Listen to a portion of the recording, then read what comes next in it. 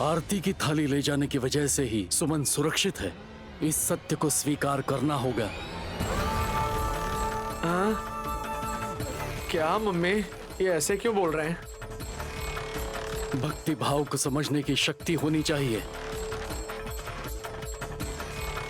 क्या पता स्वामी जी, मैंने तो अपनी जिंदगी में कभी ऐसा कोई जादू नहीं देखा। अगरबत्ती की आंच लगने से हाथ जल उठता है, लेकिन जब वो आग के बीच बैठी हुई थी फिर भी उसके शरीर में एक छोटी सी खरोंच तक नहीं आई। स्वामी जी, अब इसे क्या कहेंगे?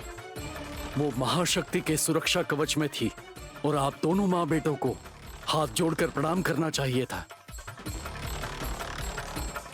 ये ऐसे सलाह क्यों दे रहे हैं मम्मी?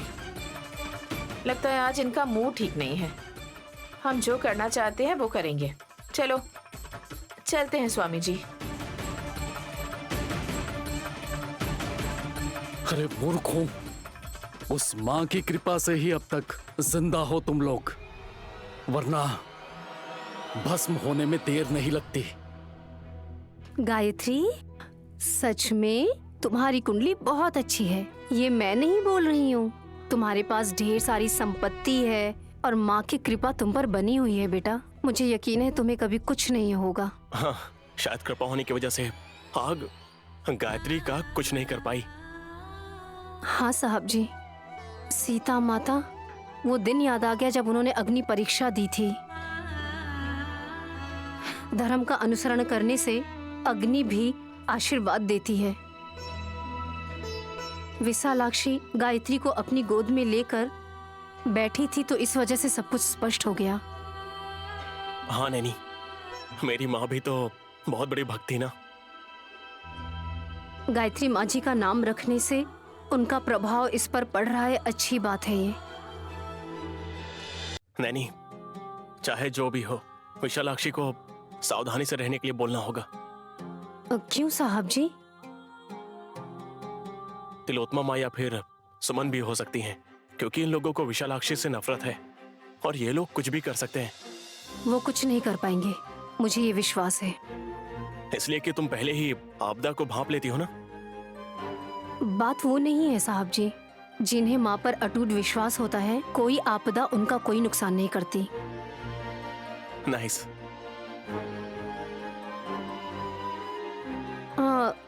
मुझे एक डाउट हो रहा है साहब जी। गायत्री और विशालाक्षी उस आग के घेरे में थे, तो इसका मतलब तो यही होता है ना कि उनके ऊपर जो खतरा आया होगा मुझे पता चलेगा। पर मुझे पता नहीं चला। विशालाक्षी का समझ में आ रहा है, लेकिन गायत्री? नैनी, विशालाक्षी ने तो बोला था कि गायत्री को कुछ नहीं होगा। वो ठीक है साहब जी, लेकिन मुझे क्यों पता नहीं चल रहा है। मेरी बेटी गानवी है, उसके बारे में ना पता चले तो समझ में आता है, लेकिन यहाँ पर बात अलग है। गायत्री, उसको तो मैंने जन्म नहीं दिया। मतलब हो सकता है कि वो आग नहीं था, हमारा भ्रम हो, विशालाक्षी ने कोई मैजिक किया हो। नहीं नहीं, सुमन के हाथ से आरती की थाली गिरते हुए हमने देखा था। आग की भाप हमें लगी थी। विशालाक्षी के बारे में सोचना होगा, उसके बारे में कोई तो रहस्य है साहब जी। ठीक है, वो क्या रहस्य है मैं पता लगाता हूँ। तुमने हिंट दी है ना, बाकी मैं देख लूंगा। ओके।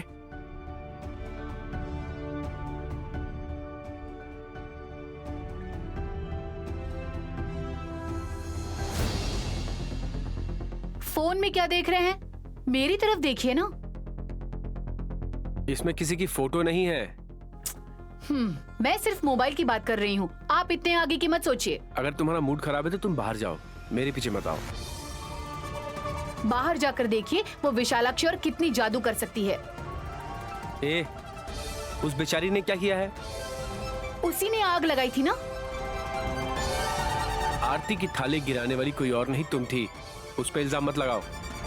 हेलो विक्रांत जी, वो कपूर तो चावल के दाने से भी आधा था। उतनी ही आग गिरने से इतनी बड़ी आग लग सकती है? सब कुछ तुमने किया, सारी गड़बड़ तुमने की, प्रॉब्लम भी क्रिएट कर दिया तुमने। और जब इस तरीके की मैजिक हुई तो खुश होने की बजाय तुम इल्जाम लगा रही हो। मैं तब से बोल रही हूँ और आपको बिल्कुल शक भी नहीं हो रहा है। तुम पर क्यों? अरे मुझ पर शक नहीं, उस विशालाक्षी और उस गायत्री पर करो। किस तरीके से? ये हमारे बीच की बात है, पास आइए बताती हूँ। तुमसे दूर दूर रहना ही मेरे लिए फायदे का सौदा है। अब दूर रहकर बात करो मुझसे। वो दोनों इंसान भी है या नहीं? क्या? अब यही कि अगर विशालाक्षी और गायत्री इंसान है तो उन दोनों को आग में जल जाना चाहिए था, लेकिन ऐसा कुछ नहीं हुआ, तो मुझे डाउट है कि वो इंसान है या नहीं। सच में? देखा ना, आपको भी लग रहा है ना? मुझे तो ऐसा लग रहा है कि तुम्हारे बारे में। मेरे बारे में क्या? कि तुम इंसान हो भी नहीं और इस जन्म में बन भी नहीं सकती हो। ऐसा क्यों बोल रहे हैं आप? नहीं तो और क्या। विशालाक्षी पता नहीं कितने ही मंदिरों में पूजा पाठ करके ये दिव्य शक्तियां हासिल की है उसने। दिव्य शक्तियां भी हैं उसके पास। हवा में उड़ सकती है, वो पानी में तैर सकती है, और ऐसे महात्मा को तुम झूठी औरत कहकर बुला रही हो। कैसी औरत हो तुम सुमन? हाँ सुना तो है। तो फिर तुम्हें ये भी समझ नहीं है कि विशालाक्षी आग को पानी की तरह ठंडा करके महसूस कर रही थी उसको। ये दिखा नहीं तुमको? हम मान लेते हैं कि वो जादू कर सकती है, तो गायत्री को कुछ क्यों नहीं हुआ? मैंने यहाँ तक देखा कि वो बच्ची भी एंजॉय कर रही थी, तो शक नहीं होगा कि वो इंसान नहीं है? इंसान तो नहीं है। हाँ तो फिर? आत्मा। आत्मा मतलब गायत्री मर गई है? हाँ मर गई। आप क्या बोल रहे हैं ये? हाँ सुमन, वो मर गई है और आत्मा बनकर वो अपने परिवार की सुरक्षा करने की जिम्मेदारी उठाई है उसने। लेकिन ये बात अभी क्यों बोल रहे हैं आप? अब मेरी दीदी को पता है ये? अरे पागल औरत, जो स्टोरी मैं तुम्हें सुना रहा हूँ वो गायत्री बड़ी माँ की है, और ये शक्तियां उनको बड़ी माँ से मिली हैं। आप अगर ऐसा बोल रहे हैं तो फिर? अरे बेवकूफ औरत, अब अपना मुंह बंद करो। तुम बेकार का सोचती हो।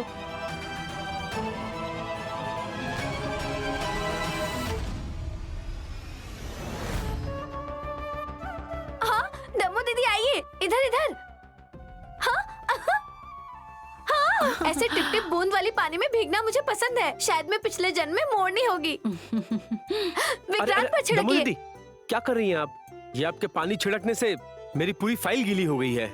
मैं देखकर ही छिड़क रही हूँ पुत्र। कुछ बूंदे कुछ चीजों पर पड़नी जरूरी है। ओह आपकी मर्जी है, छिड़किए। दम्मू दीदी का आशीर्वाद अब तुम्हें भी मिल गया विक्रांत। इसमें कोई जहरीला रसायन तो नहीं मिला है ना? देखना कहीं बाल सफेद ना हो जाए। तुमने तो कब का मुझे गंजा बना दिया है। ये जो ऊपर तुम्हें दिख रहा है ना, सिर्फ शो है। देखा कैसे बात कर रहे हैं? ये मजाक कर रहा है।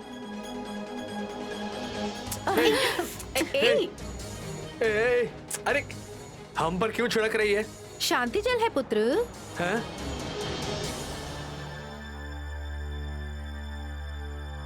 किस लिए डम्मो दीदी? माँ को आग ने घेर लिया था ना, तो अग्निदेव को शांत करने के लिए माँ ने इस मंत्र वाले जल को हर तरफ छिड़काने के लिए कहा है। विशालाक्षी कहाँ है? स्नान करने गई है। फाइट सीन मिस कर दिया मैंने, इसलिए अभी इस वाटर सीन में मौजूद हूँ। माँ बोलकर गई है जैसे ही वो स्नान करके आएगी घर के शांति की पूजा करेगी। विशालाक्षी की भक्ति कितनी महान है, हमने अपनी आंखों से देखा। गायत्री बेटी को अपनी गोद में बिठाकर ऐसी लीला दिखाई, उसके लिए मेरे पास शब्द ही नहीं है। Wow, amazing. माँ के बारे में तुमने सही कहा विशाल बाबू। इनके सामने जो भी बोलो ज्यादा ही हो जाता है। उन गंगाधर की नित्य स्मरण करने वाली विशालाक्षी बिना जल की सहायता से ही कितनी आसानी से उस अग्नि को विशालाक्षी ने बुझा दिया। भाभी, विशालाक्षी अनाथ नहीं है। विशालाक्षी के ऊपर तो सारे भगवानों का आशीर्वाद बना हुआ है।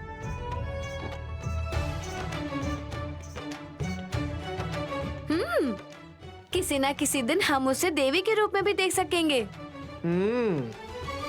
मम्मी सर पर चढ़ रही है। शायद यही सुनने के लिए मुझे यहाँ आना पड़ा। इनकी चर्चाएं होने के बाद आवाज दे देना। राजा, माँ का आंचल पकड़ो और जाओ यहाँ से। सासू माँ रुकिए, लगता है नाराज हो गई। मैं जाकर बुलाकर जा आती जा। हूँ। इनकी शक्ल और इनकी नाराजगी। इसमें नाराज होने वाली क्या बात थी? मेरी बहन को भी विशालाक्षी की तारीफ पसंद नहीं आती है, इसलिए वो भी चुपके से निकल गई साहब जी। हम्म। हैं? तो मुझे कहाँ अच्छा लगता है? तुम लोगों की मर्जी, जब तक तुम लोग चाहो उस जादूगर लड़की की तारीफ करते रहो, मुझे क्या है? हाँ?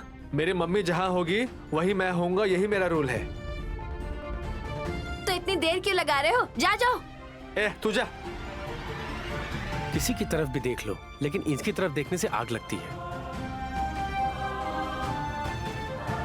वो तो चले गए, लेकिन कहाँ गए कोई पूछ नहीं रहे। डम्मो डम्मा। इस वॉशरूम में विशालाक्षी नहा रही है सासू माँ। अब बहुत ही अच्छे से नहाकर सुगंध छिड़केगी और सभी को मंत्रमुग्ध करने का इरादा बना रही होगी। तो ये देखने के लिए आपने मुझे यहाँ बुलाया? मम्मी ने कोई प्लान तो पक्का बनाया होगा सुमन, वरना मम्मी कभी भी वहाँ से यहाँ नहीं आती। तुम क्यों आए हो? हाँ, तुम लोग क्यों आए हो? इसलिए। आप क्या करना चाहती हैं सासू माँ? इस विशालाक्षी ने हमें मधुमक्खियों से डंक मरवाया और तुमने इसे आरती की थाली लेकर आग के हवाले करने की कोशिश की, लेकिन इसे कुछ नहीं हुआ। महान जादूगरनी है ना, इसीलिए हमें समझना चाहिए कि हम इसका कुछ नहीं कर सकते। अगर ऐसा है तो फिर यहाँ क्या करने आए हैं मम्मी? चलो हॉल में चलते हैं। हमारे घर में हम जितनी बार चाहे हॉल में एक कमरे में जा सकते हैं, लेकिन इस विशालाक्षी को कमरे से बाहर ना आए ऐसी सिचुएशन में लाना होगा। ताला लगाकर दरवाजा बंद तो कर सकते हैं ना? अरे मेरी दीदी आकर खोल सकती है। तुम लोग यहीं तक सोच सकते हो, लेकिन मैं बहुत दूर की सोचती हूँ। हाँ, उतनी दूर मेरा दिमाग नहीं जा पाएगा मम्मी। मैटर क्या है बता दो ना। विशालाक्षी जैसे ही नहाकर बाहर आएगी, आकर देखेगी ना उसका कोई ड्रेस है और ना ही उसके कपड़े बाहर पड़े हैं। तब देखते हैं क्या करेगी। ऐसा क्यों? हम सब गायब कर देंगे जेठ जी। अभी मान लो हम भी जादूगर हैं। धीरे से। हाँ, समझ गया मम्मी। उसे गोपियां बनाने के लिए मुझे कृष्ण की तरह कपड़े चुरा कर ले जाना होगा। मेरी दीदी को क्या जवाब देंगे? कह देंगे कि धोने के लिए भेज दिए हैं, और क्या। हाँ। बहुत बढ़िया सासू माँ। एक तो उसे कमरे में ही पड़े रहना होगा, या तो फिर हॉल में आकर सभी की नजरों के सामने आना होगा। हमसे पंगा लेने का नतीजा क्या होता है आज इस लड़की को पता चल जाएगा। जाकर ले आओ।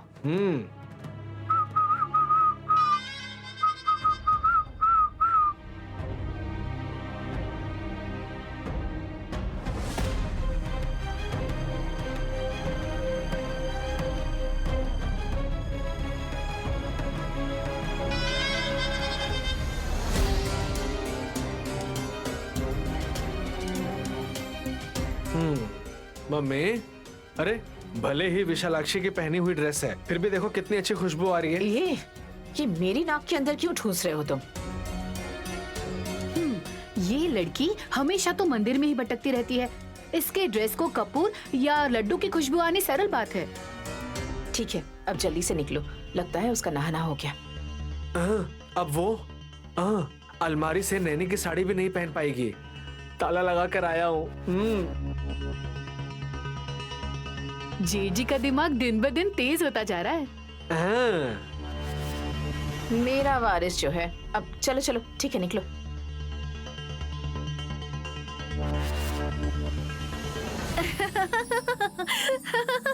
क्या हुआ?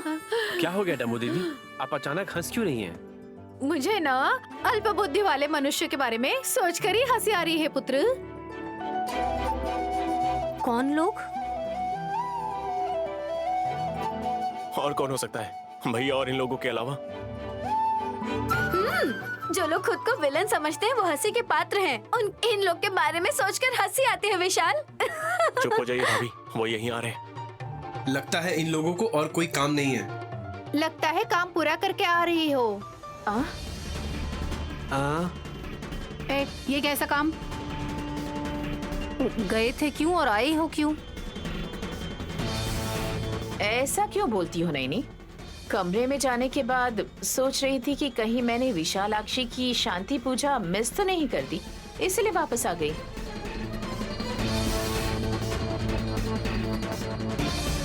मैं भी। मी टू।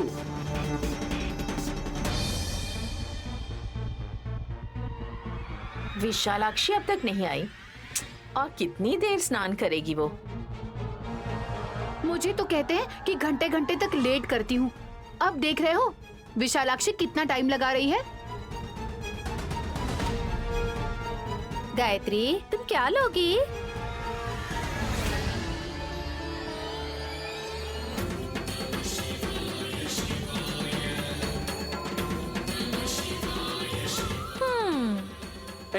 उसने नीम का पत्ता लिया है, कहीं वो खाना ले।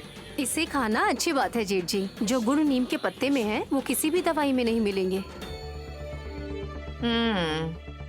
हम बकरियां नहीं है ना, इसलिए पत्तों के बारे में जानकारी नहीं। गुड जोक सासू माँ। गायत्री, कहाँ जा रही हो बेटी? गायत्री माँ के पास जा रही है। विशालाक्षी अभी तक आई नहीं और हम उसके बारे में बात कर रहे हैं साहब जी। गायत्री को सारी बातें समझ में आ जाती हैं ब्रो। कब क्या करना चाहिए और कैसे करना चाहिए ये सब जितना गायत्री जानती है और कोई नहीं जान सकता है।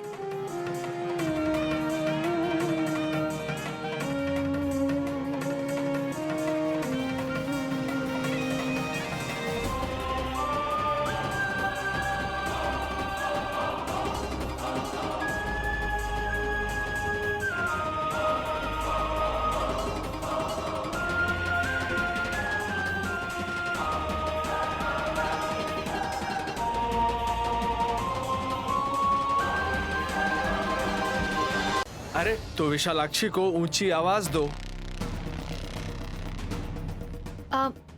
और कितनी देर लगेगी? बुलाओ ना नैनी। नैनी, जल्दी आने के लिए कहो।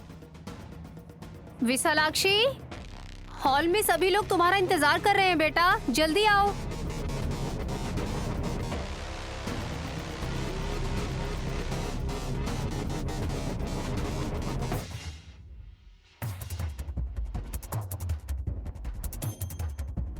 कोई आवाज नहीं है। कैसे आएगी आवाज? अरे वो आ जाएगी। अरे मतलब वो है कि वो कौन से ड्रेस में आएगी। आप बड़ा इंटरेस्ट ले रहे हैं बातों में। पूजा के लिए माँ किस स्थिति में आएगी यही सोचकर बैठे हो ना? विशालाक्षी ड्रेस पहने या फिर साड़ी पहने, दिखती हमेशा खूबसूरत ही है माँ। इसमें तो कोई शक नहीं है, लेकिन अब किस अवतार में आएगी? कैसे आएगी? ये लोग यहाँ अब तक उतावले हो रहे हैं। विशालाक्षी देखो, गायत्री भी तुम्हारे लिए गई है।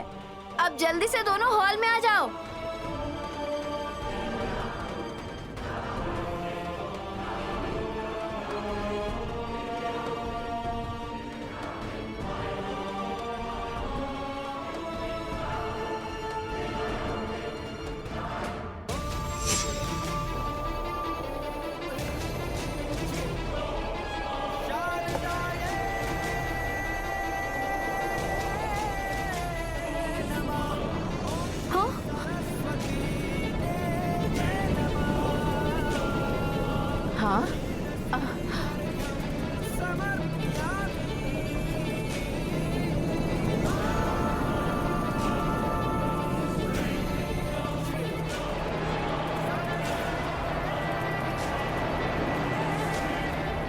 अचानक से ये हवा?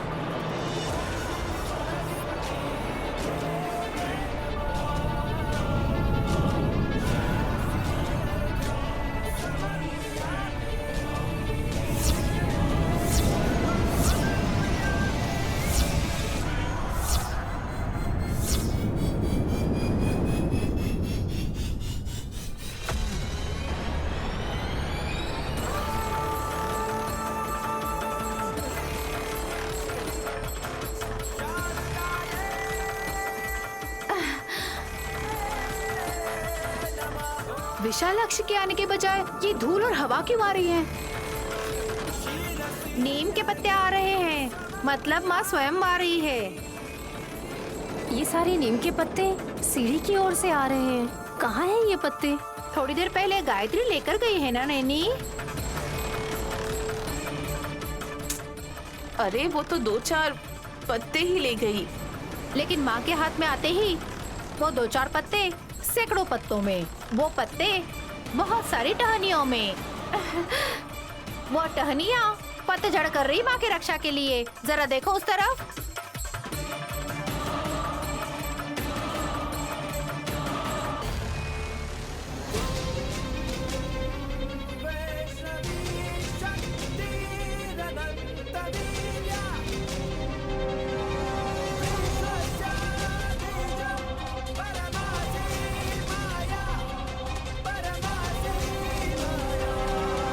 विशालाक्षी?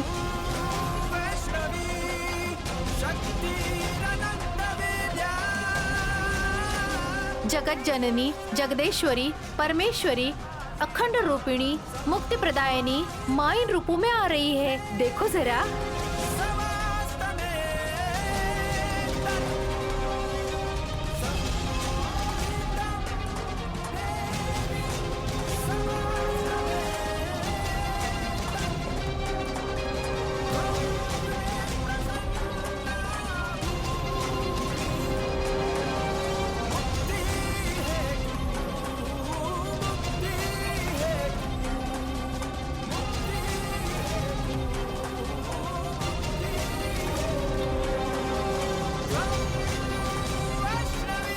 क्या हुआ माँ? बस देख रही हो? विशालाक्षी, ये क्या है बेटा? नीम के पत्तों को ओढ़कर आई हो तुम? गायत्री ने मुझे नीम का पत्ता लाकर दिया है, इसलिए पहनी हूँ। ओहो, मेरे पहने हुए वस्त्र धुलने के लिए गए हैं, इसलिए ये पहन कर आई हूँ। कैसी है ये?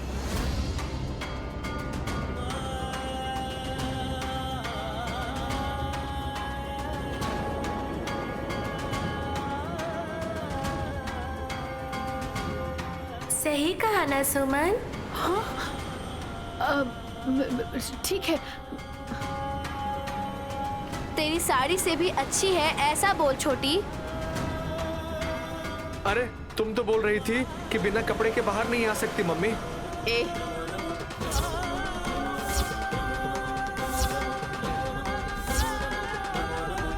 ए, तुम अपना मुंह बंद करो। माँ, तो ये आप लोगों का किया धरा है? समझे ना आप साहब जी? विशालाक्षी नहाने गई थी तो इन लोगों ने उसके कपड़े चुराकर कहीं बाहर फेंक दिए।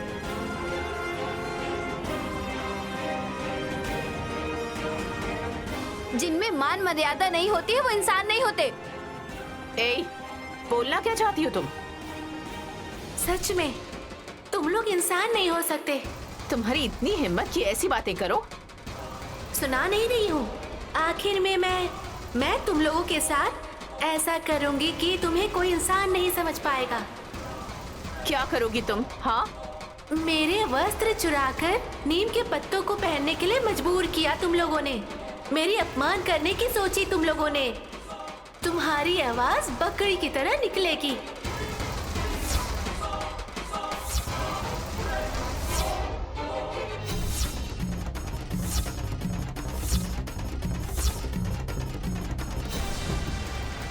और इसमें तो सूत्रधार बनी ना, तो कुत्ते की तरह भौंकेगी।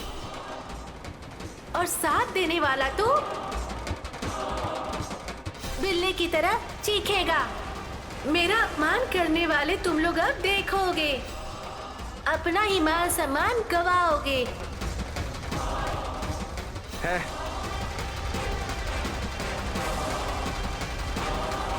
माँ ने श्राप दिया ना, तो भुगतना पड़ेगा तुम्हें।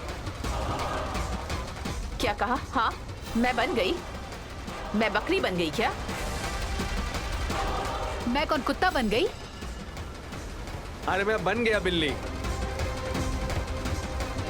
इस लड़की ने गुस्से में ऐसा कह दिया तो हम बन जाएंगे क्या? मैंने आज तक विशालाक्षी को गुस्से में नहीं देखा। आप लोगों ने जो कुछ किया है इसका फल जरूर मिलेगा। नैनी, अब तुम भी श्राप मत देना, जाने दो। जिसने जो भी पाप किया है ना, उसको उसकी सजा जरूर मिलेगी।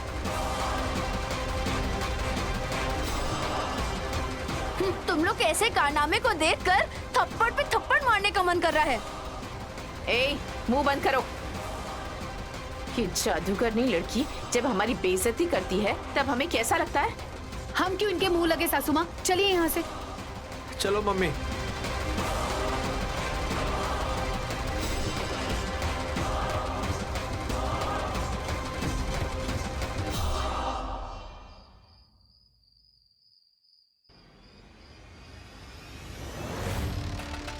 आओ बहन। क्या हुआ दीदी? तुम आओ तो अपनी आंखों से देखना। हाय छोटी। Hello, how do you do? किसी से ऐसी बात कर रही है जैसे ये सुमन नहीं कोई बाहर वाली है। अरे सब रखो बहन, रिप्लाई क्या देती है ये देखो ना। मुझे क्या होगा जो ऐसे मुझे देख रही हैं आप हंसने कुतिया। दी? मुझे लगा कि शायद तुम कुतिया बन गई हो। दीदी, तो आप मुझे इसलिए यहाँ लाई हैं? लाई है तो अच्छी ही बात है दीदी, क्योंकि हम पति पत्नी के बीच कोई प्यार मोहब्बत तो है नहीं। तो आधी रात में भी आओगी तो भी मुझे ऐसे ही देखोगी, कुत्ते की जैसे बनकर जीभ दिखाऊंगी और ना पूंछ हिलाऊंगी। कैसे हो सकता है? विशालाक्षी ने तो श्राप दिया था ना।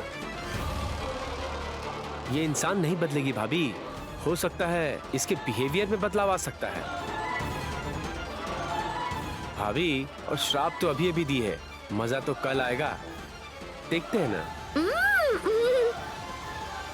छोड़ दीजिए ना विक्रांत बाबू, हमारी बातें सुनकर सुमन को बुरा लगेगा। हाँ, कितना अच्छा नाटक करती हो दीदी। हास्ती दीदी के साथ आकर मेरे अवतार को देखकर खुशी जो मनाने आई थी, अब जैसे मुझे ठीक देखा है तो बात पलट दी। खूबसूरती कहाँ है छोटी? मुझे लगा सिर्फ मेरा पति ही है, लेकिन आप भी मेरी खिंचाई कर रही हो दीदी। जिस तरह से तुम्हें लगता है कि तुम खूबसूरत हो, उसी तरह से विशालाक्षी को भी तो लगता है ना। तो क्यों तुम लोगों ने उसका अपमान करने का सोचा? देखो सुमन, एक औरत अपनी जान से भी ज्यादा अपनी मान मर्यादा की फिक्र करती है।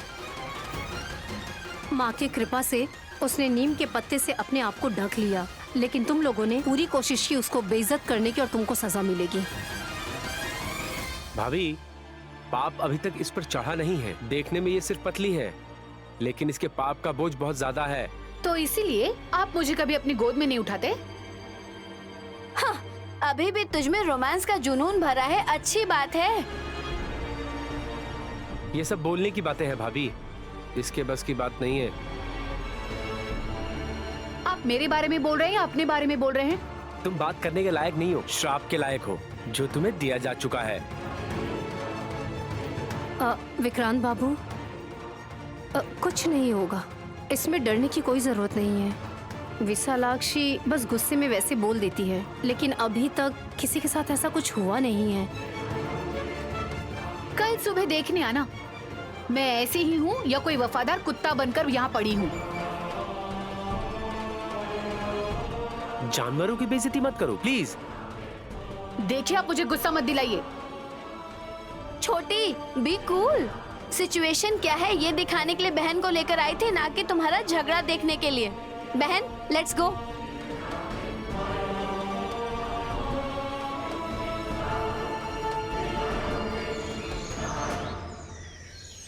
इकतीस, 32, 33, 34।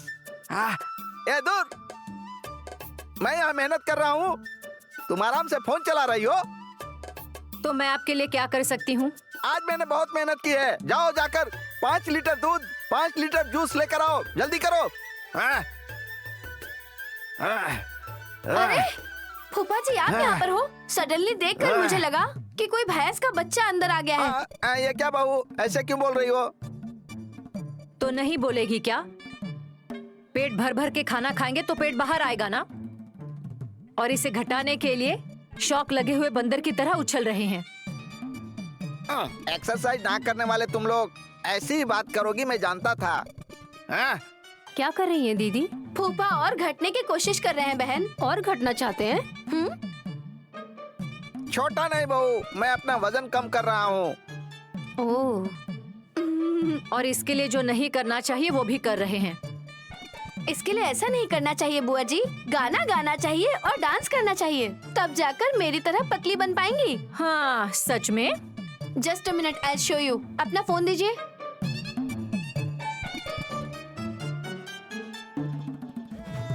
स्टार्ट। हाँ गुड मॉर्निंग। सब लोग बहुत हैप्पी दिख रहे हैं, कोई ओकेजन है क्या? वैसा कुछ नहीं है साहब जी। हासनी दीदी के बारे में तो आप जानते ही है ना। मैं तो ये कहती हूँ शमशान में भी संगीत बजाना चाहिए, बहुत अच्छा होगा। ये कैसी हरकतें हैं दीदी? गाना लगाकर उछल रही हैं, वहाँ उलूची सो रही है, डिस्टर्ब क्यों कर रही हैं आप?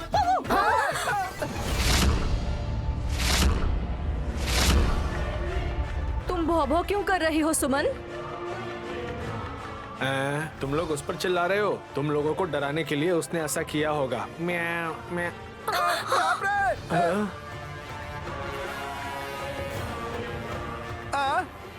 भैया आप सुमन का मजाक मत बनाइए। हे, अरे मैं ऐसा क्यों बोलूंगा? मैं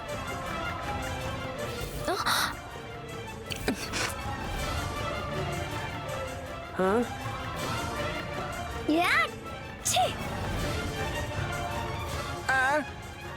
पहले बोलकर अब खुद ऐसा क्यों बोल रहे हो भतीजे? हाँ? अरे तुम चुप करोगे क्या? मैं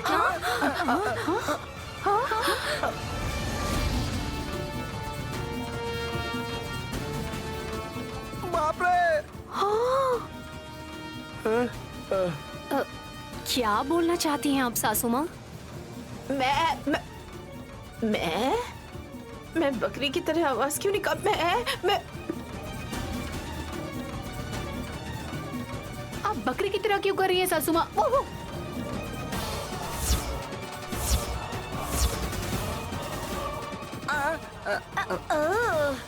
तुमने भी तो फिर से किया ना।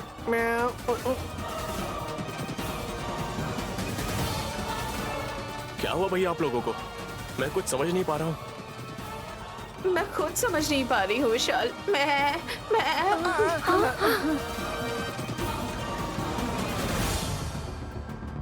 एक कुत्ते की तरह और दूसरा बिल्ली की तरह।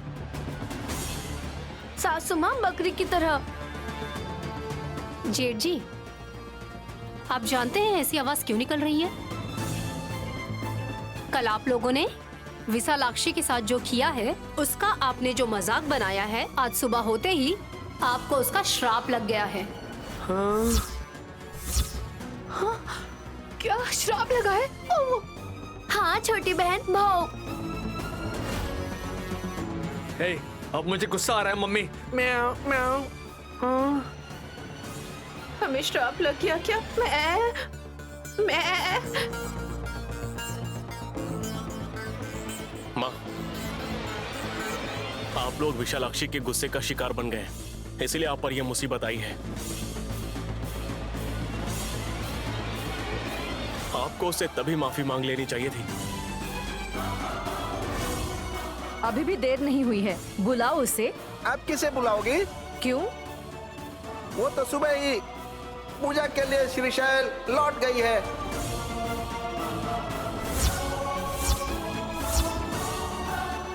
ओम नमः शिवाय।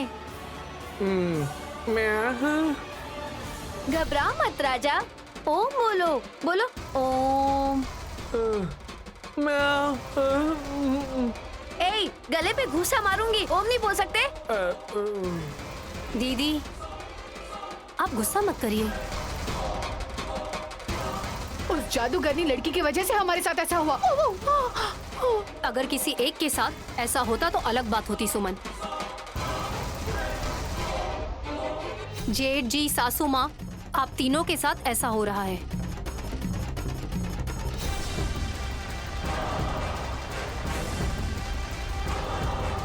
हाँ, ये कोई ऐसा वैसा श्राप नहीं है। जैसा इन्होंने किया वैसा ही पाया। ए, तुम अपना मुंह बंद रखोगी? मैं बकरी की पूंछ पूछ है, बकरी की पूंछ।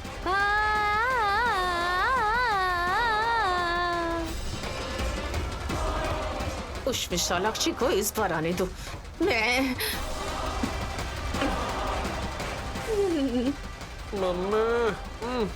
सासू माँ, पश्चाताप करके भगवान का स्मरण करिए और उनसे माफी मांगिए।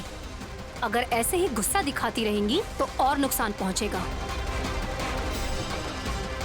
वो जादूगरनी लड़की, हमने उसके कपड़े छुपा कर रखे थे, इसलिए हमारे साथ ऐसा किया।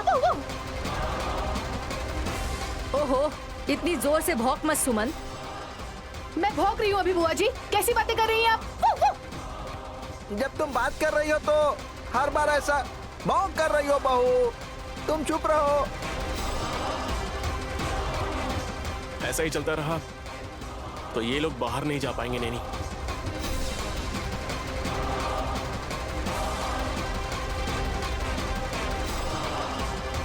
अब कुछ तो करके इसका रास्ता ढूंढना होगा।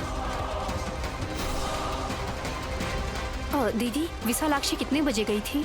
वो 4 बजे ही निकल गई थी बहन।